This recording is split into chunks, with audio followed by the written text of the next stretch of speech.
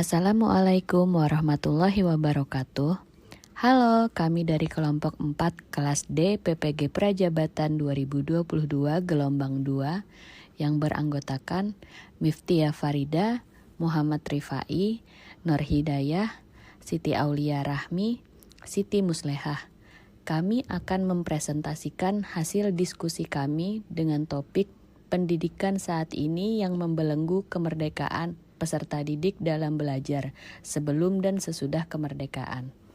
Pada mata kuliah Filosofi Pendidikan Indonesia, dosen pengampu Profesor Dr. Andes Haji Aminuddin Prahatama Putra, MPD. Pendidikan di Indonesia terus berbenah dari tahun ke tahun dengan menghadirkan kurikulum K13 dan kurikulum Merdeka. Dari metode pembelajaran konvensional ke Merdeka Belajar, guru tidak lagi semata-mata hanya sebagai pengajar yang melakukan transfer of knowledge, tetapi juga sebagai pendidik yang melakukan transfer of values, dan sekaligus sebagai pembimbing. Sardiman 2011.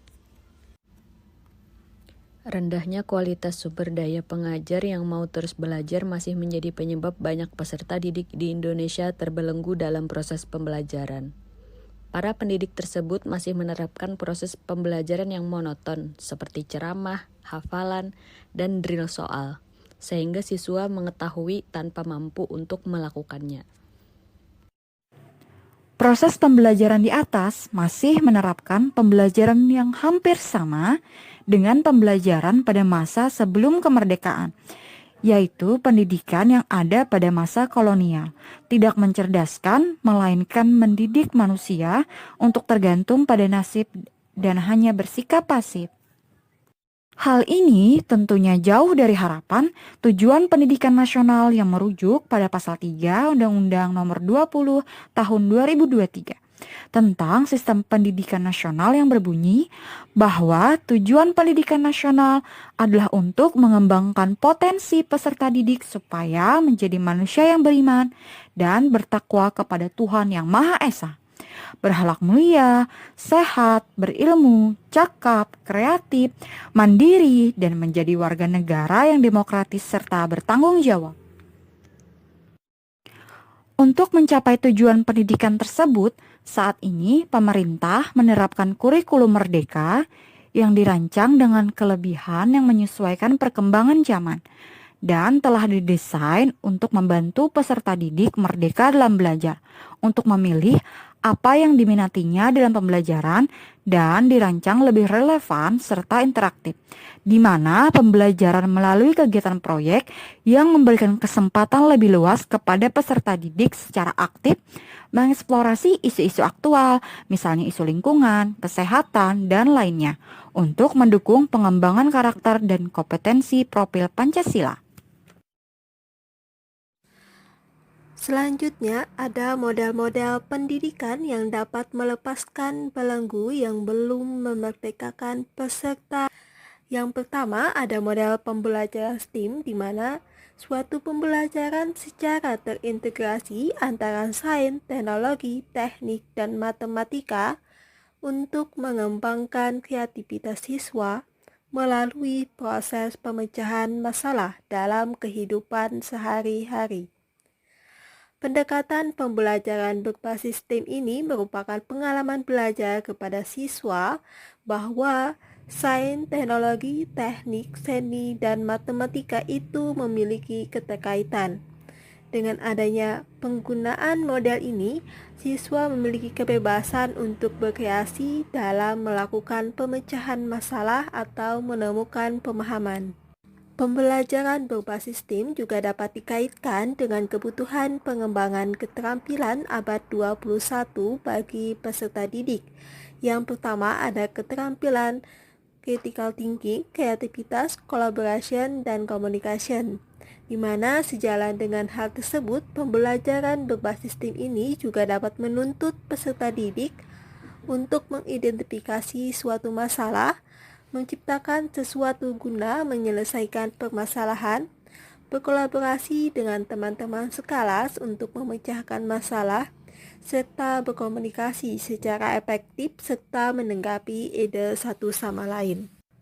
Yang kedua, ada model pembelajaran environmental learning, di mana ini merupakan suatu model yang membuat siswa bebas memanfaatkan lingkungan dan mengeksplor pengetahuannya melalui lingkungan. Contohnya seperti kegiatan mendaur ulang sampah. Model ini merupakan model pembelajaran berbasis lingkungan yang dikembangkan agar siswa memperoleh pengalaman lebih berkaitan dengan lingkungan sekitar. Menurut para ahli pada tahun 2010 halaman 26, beliau menyatakan bahwa model environmental learning adalah model pembelajaran yang mengedepankan pengalaman siswa dalam hubungannya dengan alam sekitar, sehingga siswa dapat dengan mudah memahami isi materi yang disampaikan. Artinya, model pembelajaran environmental learning ini ditujukan agar siswa dapat memiliki kepedulian terhadap lingkungan sekitar. Model ini juga bertujuan agar siswa dapat dengan mudah berinteraksi dengan bahan pembelajaran yang telah disusun dan disesuaikan dengan model pembelajaran. Bahan pembelajaran yang disajikan kepada siswa disusun dengan melibatkan lingkungan sekitar. Artinya, pembelajaran bisa dilakukan tidak hanya di dalam kelas tetapi juga di luar kelas, yang bertujuan agar siswa lebih nyaman dan aktif di dalam proses pembelajaran. Model pembelajaran berbasis lingkungan menerapkan sistem permainan dan belajar di luar kelas. Ada hal-hal yang harus diperhatikan dalam model environmental learning. Ini adalah isi dan prosedur pembelajaran yang harus berkesesuaian dengan lingkungan pembelajar. Pengetahuan yang diberikan juga harus memberikan jalan keluar dalam menanggapi lingkungan. Model ketiga adalah model PJBL atau Project Based Learning. Model ini merupakan pembelajaran berbasis proyek untuk melakukan investigasi mendalam pada suatu topik. Menurut Ngalimun pada tahun 2018 halaman 194, beliau mengatakan bahwa model pembelajaran PBL adalah model pembelajaran yang inovatif, yang terfokus pada konsep dan prinsip utama dari suatu disiplin, melibatkan peserta didik dalam kegiatan pemecahan masalah dan tugas-tugas bermakna, memberi peluang siswa bekerja sama, membangun dan menemukan pengetahuan belajar mereka sendiri, dan puncaknya menghasilkan produk karya peserta didik yang bernilai dan realistis. Menurut Wulandari dan Janda pada tahun 2018, beliau mengatakan bahwa model ini adalah model pembelajaran yang menggunakan proyek atau kegiatan sebagai media, yang dimana model ini adalah merupakan model belajar yang menggunakan masalah sebagai langkah awal dalam mengumpulkan pengetahuan baru berdasarkan pengalaman dalam beraktivitas secara nyata. Model ini juga bisa membantu siswa menemukan wadah untuk menuangkan ide-ide kreatifnya ke dalam proyek yang akan ia ciptakan.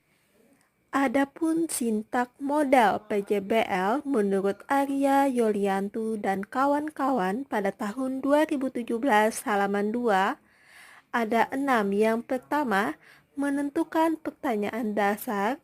Yang kedua, membuat desain proyek atau proyek. Yang ketiga, menyusun penjadwalan. Yang keempat, memonitor kemajuan proyek. Yang kelima, penilaian hasil. Dan yang keenam, ada evaluasi pengalaman. Mode pendidikan dapat melepaskan belenggu dan memerdekakan peserta didik. Yang pertama adalah pembaruan kurikulum menjadi kurikulum merdeka, dan yang kedua adalah penerapan mode pembelajaran yang berpusat pada peserta didik. Problem Based Learning atau PBL. Sebagai model pendidikan yang dapat melepaskan belenggu dan memerdekakan peserta didik, hal ini dikarenakan pada model PBL sendiri memberikan kesempatan kepada siswa untuk melakukan kerja proyek. Adanya penugasan proyek membuat siswa menjadi lebih aktif dan kreatif dalam memecahkan suatu permasalahan. PBL menantang kemampuan siswa serta memberikan kepuasan untuk menemukan pengetahuan baru bagi siswa, meningkatkan motivasi dan aktivitas belajar. Siswa dapat mentransfer pengetahuan yang dia dapat untuk memahami masalah di kehidupan sehari-hari. Project Based Learning atau PJBL. Model ini merupakan model pembelajaran yang menjadikan peserta didik sebagai subjek atau pusat pembelajaran. Menitik beratkan proses belajar yang memiliki hasil akhir berupa produk. Artinya, peserta didik diberi kebebasan untuk menentukan aktivitas belajarnya sendiri, mengerjakan proyek pembelajaran secara kolaboratif sampai diperoleh hasil berupa suatu produk. Itulah mengapa kesuksesan pembelajaran ini sangat dipengaruhi oleh keaktifan peserta didik. PJBL merupakan model pembelajaran yang menggunakan proyek atau kegiatan sebagai media. Peserta didik melakukan eksplorasi, penilaian, interpretasi, sistensis, dan informasi untuk menghasilkan berbagai bentuk hasil belajar. Penerapan nilai-nilai kurikulum merdeka belajar. Pendidikan yang memerdekakan, memanusiakan, dan berpihak pada murid. Seiring perubahan kurikulum 2013 menjadi kurikulum merdeka, yang sebelumnya ada 5 nilai karakter yaitu religius, nasionalis, integritas, mandiri, dan gotong royong. Hal ini berubah menjadi 6 nilai karakter sesuai dengan profil pelajar Pancasila. Profil pelajar Pancasila adalah perwujudan pelajar Indonesia sebagai pelajar sepanjang hayat dan berperilaku sesuai dengan nilai-nilai Pancasila dengan 6 ciri, yaitu beriman, bertakwa kepada Tuhan Yang Maha Esa, dan berakhlak mulia, berkebinekaan global, bernalar kritis, bergotong royong, mandiri, dan kreatif.